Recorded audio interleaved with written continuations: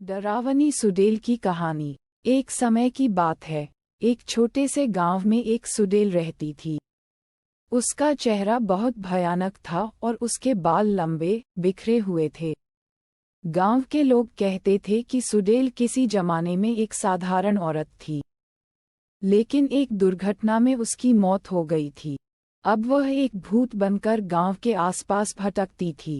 गांव के लोग कहते थे कि रात के समय अगर कोई अकेला सुडेल की पुकार सुन ले, तो वह उसकी गिरफ्त में आ जाता है।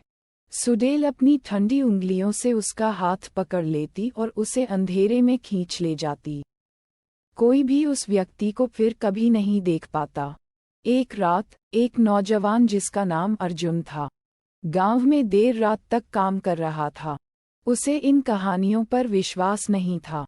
घर लौटते समय उसने एक अजीब सी आवाज सुनी, जैसे कोई उसका नाम पुकार रहा हो। वह रुका और चारों तरफ देखा, लेकिन वहां कोई नहीं था। जैसे ही उसने चलना शुरू किया, आवाज फिर से आई और इस बार वह और तेज थी।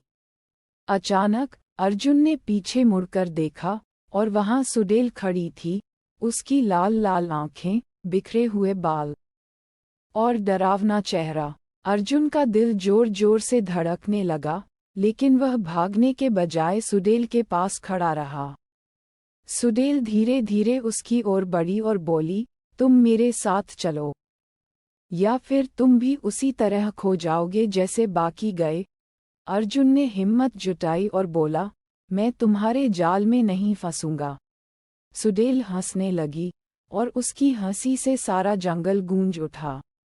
अचानक अर्जुन को अपने दादा की बातें याद आईं, जिन्होंने कहा था कि भूतों से बचने का एक ही तरीका है, डर को जीतना। अर्जुन ने आंखें बंद की और मन ही मन दृढ़ निश्चय किया कि वह नहीं डरेगा।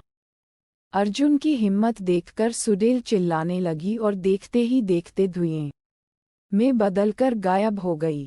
अर्जुन ने चैन की सांस ली और गांव की ओर दौड़ पड़ा। गांव में लौटने के बाद उसने कभी उस डरावनी आवाज को नहीं सुना, और लोगों का मानना था कि सुडेल ने हार मान ली थी और हमेशा के लिए चली गई थी। इस कहानी के बाद गांव के लोग अर्जुन की बहादुरी के किस्से सुनाते हैं।